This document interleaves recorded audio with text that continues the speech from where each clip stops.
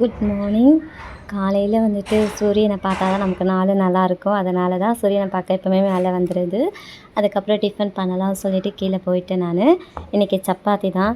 இன்றைக்கி இல்லைங்க, வாரத்தில் 4 நாளாவது இந்த சப்பாத்தி பூரி இதை தான் நான் அதிகமாக செய்கிறேன்.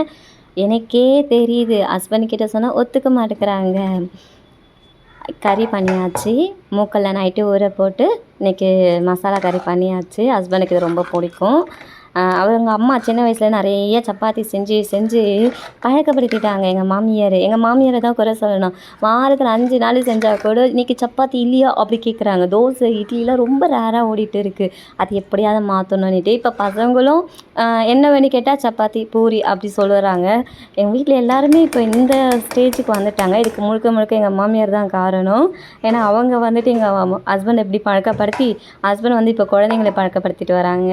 ஸோ இதை மாற்றணுன்னு இருக்கேன். மூக்கல் எப்போவுமே நான் செய்கிறேன்னா கொஞ்சம் எடுத்து வச்சுருவேன் பாப்பாவுக்கு. ஒரு 11 மணிக்கு போல் அப்படியே ஸ்நாக்ஸ் மாதிரி அப்பப்போ கையில் கொஞ்சம் கொடுத்துருவேன். பாப்பா சாப்பிட்டுப்பாங்க. இது நேற்று தண்ணி, இப்போ ஃப்ரெஷ்ஷாக வச்ச தண்ணி, டீ எல்லாமே இருக்குது. பிரேக்ஃபாஸ்ட்டுக்கு இது தான் வீட்டில் வந்துட்டு செஞ்சுருக்கேன். எங்கே பரட்டிகிட்டு இருக்கேன் நான். சப்பாத்தியும் செய்வேன், அதுக்கப்புறம் வந்துட்டு பூரியும் செய்வேன். ஏன்னா பசங்களுக்கு பூரி வேணும், ஹஸ்பண்டுக்கு வந்துட்டு ஃபுல்கா வேணும். சாரி, சப்பாத்தி சொல்லிட்டேன். பாருங்கள், தட்டி வச்சுட்டு இருக்குங்கன்னா அவ்வளோதான். பரட்டினது முடிஞ்சிருச்சு. இனி ஃபுல்கா செய்யணும். காலையிலே வந்துட்டு கொஞ்சம் பூரி செஞ்சு பசங்களுக்கு கொடுத்துட்டேன். இது செகண்ட் டைமு கிச்சனுக்கு வரேன். பசங்களுக்கு ரொம்ப இயர்லியாகவே ஃபுட்டு கொடுத்துருவேன் நான். ஏன்னா பசிக்கும் இல்லைங்களா, ஹோல் நைட் அவங்க தூங்கி எழுந்து வராங்களா, ரொம்ப சின்ன பசங்க இல்லைங்களா, அதனால் அவங்களுக்கு ஃபஸ்ட்டு முடிச்சிருவேன். இது ஃபுல்கா ஹஸ்பண்டுக்காக பண்ணிகிட்டு இருக்கேன். எனக்கு இது தான்.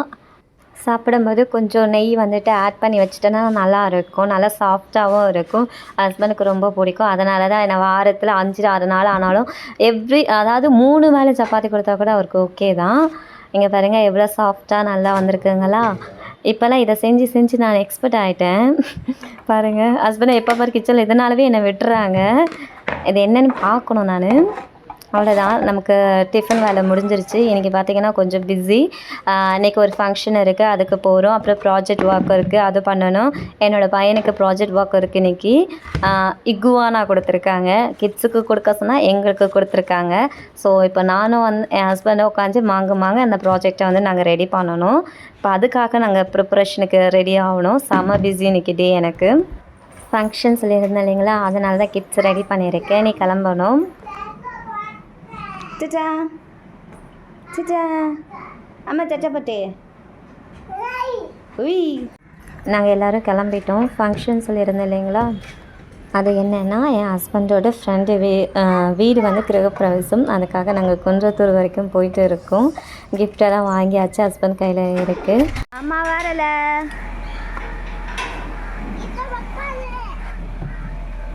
என்றைக்குன்னு பார்த்து ரொம்ப காலியாக இருந்துச்சு ரோடு. நாங்கள் நினச்சிட்டு இருந்தோம் டிராஃபிக் ஹெவியாக இருக்கும்னு சொல்லிட்டு. பட் ரோடு பார்த்திங்கன்னா காலியாக தான் இருந்துச்சு. பார்த்தா அவங்களுக்கு தெரியுதுங்களா எவ்வளோ காலியாக இருக்குன்னுட்டு. அதனாலவே நமக்கு கொஞ்சம் சீக்கிரமாகவே போய் சேர்ந்துட்டோம்.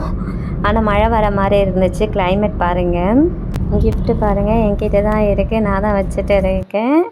ரோடெல்லாம் பார்த்திங்கன்னா பிள்ளையார் சதுர்த்தி இருந்துச்சு இல்லைங்களா, அந்த ஃபங்க்ஷன் மூடு அப்படியே அந்த தெருவெல்லாம் பார்த்திங்கன்னா அப்படியே களை கட்டுச்சு. எங்கே பார்த்தாலும் வந்துட்டு மார்க்கெட்டாக இருந்தது. அதுவும் இல்லாமல் கோவிலெல்லாம் எல்லா கோவிலுமே பிரசாதம் கொடுத்துட்ருந்தாங்க, அன்னதானம் போட்டுட்டு இருந்தாங்க. பார்க்க நல்லா இருந்துச்சு. வெளியில் வந்ததுக்கப்புறம் தான் ஏதோ ஃபெஸ்டிவல் மூட் அது தெரியுது. வீட்டுக்குள்ளே இருந்தால் ஒன்றும் தெரிய மாட்டேங்குது. வெளியில் வந்தப்போ தான் ஓகே இன்றைக்கி ஃபெஸ்டிவல் அப்படின்னு தோணுச்சு. சூப்பராக இருக்கும் எல்லாமே. இங்கே பாருங்கள் தேர். இது குன்றத்தூர் கிட்டத்தட்ட வந்துட்டோம். ஹஸ்பண்ட் சொன்னாங்க எங்கே தான் வந்துட்டு ஃபங்க்ஷன் வீட்டுக்கு போயிட்டுருக்கோம் நம்ம. உள்ளே போக போக பார்த்திங்கன்னா ஒரு கிராமத்துக்குள்ளே போகிற ஃபீல் தான் இருந்துச்சு. சிட்டியை விட்டு நம்ம விட்டு போன மாதிரி. உள்ளெல்லாம் நல்லா இருக்குது இடம். இங்கே பாருங்கள் தென்னந்தோப்பெல்லாம். சென்னையில் எங்கேயும் பார்க்குறதுக்கு இல்லை, இடமே கிடைக்க மாட்டேங்குது. இங்கெல்லாம் உள்ள நல்லா இருக்குது. எனக்கு என்னவோ பிடிச்சதாக இருந்துச்சு. ஒரு வழியாக நம்ம வந்துட்டோம். செக்யூரிட்டி அண்ணா கிட்ட வந்து நம்ம டீட்டெயில்ஸ்லாம் சொல்லிவிட்டு அதுக்கப்புறம் நம்மளை உள்ளே விட்டுட்டாங்க. நல்லா பாதுகாப்பாக இருக்குது. யாரும் உள்ளேயும் வர முடியாது, வெளியிலையும் போக முடியாது. அவங்கக்கிட்ட எல்லா டீட்டெயில்ஸும் கொடுக்கணும். சேஃப்டி பரவாயில்ல. வந்தாச்சு. எங்கே சுற்றியும் பார்த்திங்கன்னா பில்டிங். இது செகண்ட் டைம் இந்த இடத்துக்கு நான் வரேன். ஆனால் இங்கே வந்தேன்னா நான் தொலைஞ்சு போயிடுவேன், அந்தளவுக்கு இருக்குது. சுற்றி A to S வரைக்கும் இருக்கான். ஃபுல்லாக பில்டிங்கு இப்படி திரும்பினா எல்லாமே ஒரே மாதிரி இருக்குது. இவங்களாம் எப்படி கண்டுபிடிக்கிறாங்கன்னு எனக்கும் தெரியல. மேபி இருந்தால் நமக்கு பழகிடும். ஆனால் ஃபஸ்ட் டைம் பார்க்கும்போது தலை தான் சுற்றுது. பாருங்கள் எவ்வளோ பெரிய பில்டிங்குன்னுட்டு. இந்த பில்டிங் பார்க்குறதுக்கே என்னவோ காணாததை கண்ட ஆணு பார்ப்பாங்களா அந்த மாதிரி இருக்கும் எனக்கு இதெல்லாம். எப்படி அப்படின்ற மாதிரி இருக்கும் இதெல்லாம். சார் டி பிளாக் ஃபங்க்ஷனுக்கு போகணும். இது யூட்டலாம்ல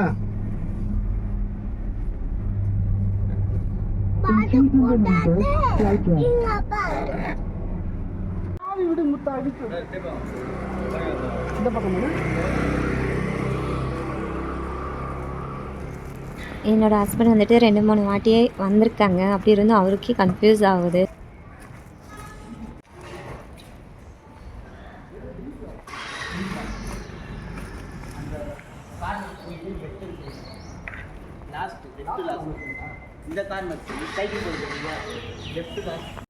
பாப்பா வந்து அவங்க அச்சா கிட்ட போகணுன்னு அடம் பிடிச்சி போயிட்டாங்க. நான் கிஃப்ட்டு அதெல்லாம் எடுத்துகிட்டு வரேன் பின்னாடி. வந்தாச்சு ஒரு வழியாக நாங்கள் கண்டுபிடிச்சி. ஏன்னா போய் தனியாக கொண்டிருக்கா. நாங்கள் வரதுக்குள்ளே ஃபங்க்ஷன் எல்லாம் முடிஞ்சிருச்சு. அதனால் வீட்டை மட்டும் பார்த்துட்டு கிஃப்ட்டை கொடுத்துட்டு சாப்பிட வந்துட்டோம். சாப்பிட்டுட்டு பசங்க விளையாடிட்டே இருக்காங்க. ஒரு ஃப்ரெண்டு வீட்டுக்கு போயிட்டு அதுக்கப்புறம் கிளம்பலான்னு சொல்லிட்டு வெயிட் பண்ணிகிட்டு இருக்கோம். புடி நோ ஃபங்க்ஷன்லாம் முடிஞ்சிருச்சு. இங்கே பாருங்கள் எவ்வளோ பெரிய பில்டிங்கு எல்லாம் ஒன்று போல் இருக்கே. தலை சுற்றுது பார்க்கும்போதே. ஹஸ்பண்டோட ஃப்ரெண்டோட வீடு. இவங்களுக்காக தான் வெயிட் பண்ணிகிட்ருந்தோம். இவங்க வீட்டுக்கு வந்து பார்த்துட்டு போகலான்ட்டு அம்மாவை. பாப்பா வந்து செட்டில் ஆகிட்டாங்க. அங்கே பாருங்கள் பையன் வந்துட்டு அங்கேயே வந்து ஹோம் ஒர்க் பண்ண ஆரம்பிச்சிட்டாங்க.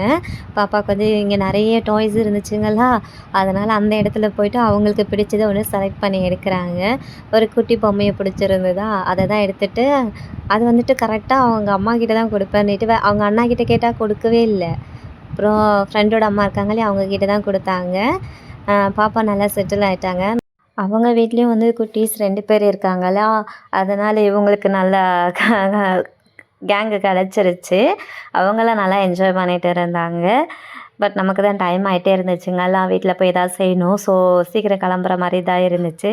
பாப்பா அந்த பொம்மையை விடவே இல்லை. அதை வச்சு விளையாடிட்டு இருந்தாங்க. கொஞ்ச நேரம் விளையாடிட்டு இருந்தாங்க. அதுக்கப்புறம் பாப்பாவுக்கு தூக்கம் வந்துருச்சு. அழுது ஆர்ப்பாட்டம் பண்ண ஆரம்பிச்சிட்டாங்க. அதனால் சரி சீக்கிரமாகவே நாங்கள் கிளம்பிட்டோம். ஒரு வழியாக டே வந்துட்டு செம்ம ஹாப்பியாக போச்சு அங்கே எங்களுக்கு. அவ்வளோதான் கிளம்பிட்டோம்.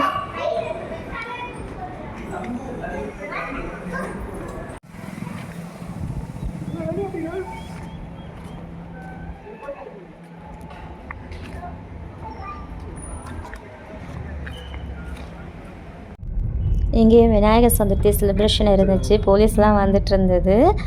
இது அசோசியேஷனே வந்துட்டு பண்ணுதா என்னன்னு தெரியல. பார்க்கும்போது அங்கே இருந்துச்சு. அதுக்கப்புறம் நாங்கள் சுற்ற ஆரம்பித்தோம் இந்த பில்டிங்கை விட்டு வெளியில் வர்றதுக்கு. ஹஸ்பண்டுக்கும் வந்துட்டு அவ்வளோவா தெரியல ரூட்டே எந்த சைடு வரணும்னுட்டு கேட்டு தான் வந்தாங்க. கண்டிப்பாக இந்த அப்பார்ட்மெண்ட்ஸை நம்ம வந்துட்டு வீடியோ எடுக்கணும்னு நினச்சோன்னு வச்சுக்கோங்களேன், ஒரு நாள் பத்தாதுங்க. சுற்றி பில்டிங்காக இருக்குது. சுற்றி ஒரு 7-8 ஃப்ளோர்ஸ் இருக்குது. எப்படி தான் இவங்களாம் கண்டுபிடிக்கிறாங்கன்னே தெரியல.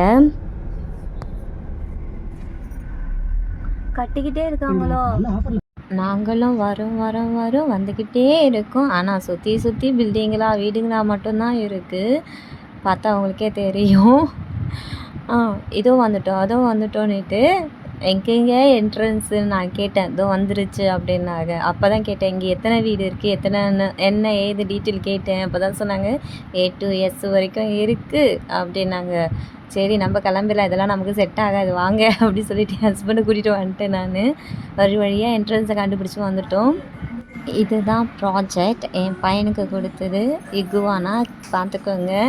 PP1 தான் படிக்கிறாரு. இந்த வயசில் இவருக்கு இவ்வளோ பெரிய ப்ராஜெக்ட்டு. இது கொடுக்கும்போது மிஸ்ஸு கிட்டே நான் சொல்லிட்டேன், பசங்க பண்ணுற மாதிரி ப்ராஜெக்ட் கொடுங்க, எங்களுக்கு கொடுக்காதீங்க பேரண்ட்ஸுக்கு. ஏன்னா ஹஸ்பண்ட் வந்துட்டு ஒரு டே ஃபுல்லாக இதுக்காக மட்டும்தான் டே மார்னிங் ஸ்டார்ட் பண்ணார். ஈவினிங் வரைக்கும் நைட்டு வரைக்கும் ஓடிச்சு. அடுத்த நாள் இந்த டெக்கரேஷன் வர பண்ணிவிட்டாங்க. இந்த வேலைலாம் நடந்துகிட்டு இருந்தது. ஸோ இது ரொம்ப டஃப்பாக இருந்துச்சு. என் ஹஸ்பண்ட் தான் பண்ணாங்க. முழுக்க முழுக்க ஹஸ்பண்ட் மட்டும் தான் பண்ணாங்க. இதில் நான் கையே வைக்கல. அண்ட் ப்ராஜெக்ட் என்னோடய பையன். பட் என் பையனுக்கு இதுதான் ப்ராஜெக்ட் ஃபினிஷ் பண்ணிவிட்டு காமிச்சோம் நாங்கள். அவருக்கு பண்ணுறதுக்கு எப்படி பண்ணுவாங்க கிட்ஸ் இதெல்லாம்? நம்ம சொன்னோன்னு வச்சுக்கோங்களேன், பூமர்னு சொல்லிடுவாங்க. ஆனால் ப்ராக்டிக்கலாக பார்த்தா இந்த மாதிரி ப்ராஜெக்ட் எல்லாம் எப்படிங்க இப்போ 3.5 வயசு குழந்தை செய்யும்? சொன்னால் நம்மள பூமருன்றாங்க. பார்த்துக்கோங்க. இதுதான் ப்ராஜெக்ட்டு. ஃபினிஷ் பண்ணி இதை இன்றைக்கி கொடுக்கணும். பேரண்ட்ஸுக்கு தான் டஃப்பாக இருக்குது. ஆனால் ஹஸ்பண்ட் வந்துட்டு இதை வந்துட்டு எப்படியோ ஒரு வழியாக பண்ணி முடிச்சிட்டாரு. நானும் கொண்டு போய் கொடுத்துட்டேன். இப்போ வரைக்கும் கொடுத்த எல்லா ப்ராஜெக்டும் ஹஸ்பண்ட் தான் பண்ணார். குட்டி ஷாப்பிங் பண்ணுறேன். துணி வந்து மிஷின் இருக்குது இல்லைங்களா, ஸோ துணி தைக்கிறதுக்கு தேவையான த்ரெட்டெலாம் வாங்க வந்திருக்கேன். வானம் நல்லா மூடிட்டு இருந்துச்சுங்களா. வீட்டுக்குள்ளே இருக்கும்போது நல்லா இருட்டாக இருந்தது. என்னடா அப்படி சொல்லிட்டு உடனே டெரஸ்க்கு வந்து பார்த்தா ஒரு சைடு கொஞ்சம் வெளிச்சம் இருந்தது, ஒரு சைடு ஃபுல்லாக மேகம் அப்படியே மூடி இருந்தது. எனக்கு தெரிஞ்சு இன்னும் கொஞ்சம் நேரத்தில் மழை வந்துடும். நானும் என்ன பண்ணிட்டேன்னா மதியமே இன்றைக்கி வடைக்கு போட்டிருந்தேன். காலையிலே கிளைமேட்டு மழை வர மாதிரி தானே இருந்துச்சு. அதனால் எப்படியும் வரணிட்டு நம்ம எக்ஸ்பீரியன்ஸும் கொஞ்சம் இருக்கு இல்லைங்களா, அதனால். ஆனால் மழை வந்துருச்சு, நல்லாவே பெஞ்சுது. ஸோ உடனே வந்துட்டு வடை செய்ய ஆரம்பிச்சிட்டேன். ரொம்ப நாள் கழித்து வீட்டில் வடை பண்ணுறேன். இப்போலாம் செய்கிறதே இல்லை, நான் விட்டுட்டேன். பசங்களுக்கு வந்து ஆயிலே அதிகமாக கொடுக்க வேண்டாம் அப்படின்ட்டு. அப்புறம் எனக்கே தோணிருச்சு, ஏன்னா கடையிலேயே வாங்கி கொடுக்க முடியாது இல்லையா நம்ம பசங்களுக்கு, வீட்டில் செஞ்சு கொடுத்தா தானே அப்படி சொல்லிவிட்டு இன்றைக்கி நல்லா இருக்கே கிளைமேட்டுன்னுட்டு வடைக்கு போட்டிருந்தேன். வடை செஞ்சேன் டீ டைமுக்கு. மழையும் கரெக்டாக பெஞ்சுதுங்களா. நல்லா சூடாக இஞ்சி ஏலக்காயெல்லாம் போட்டு தட்டி இங்கே பாருங்கள் டீ. என் பையனுக்கு இது என் பையனுக்காக வாங்கினேன் அந்த கப்பு. இங்கே வடை ரெடியாகிட்டு இருக்குது. ஸோ ஃபேமிலியாக ஒரு என்ன சொல்கிறது, ரொம்ப ஹாப்பியாக இருந்தது. வெளியிலலாம் போயிட்டு வந்துட்டு இந்த மாதிரி குடும்பமாக உட்காந்து டீ குடிச்சிக்கிட்டு மழையை ரசிச்சுக்கிட்டு நாள் சூப்பராக போச்சு. ரொம்ப ஹாப்பி. அவ்வளோதான்.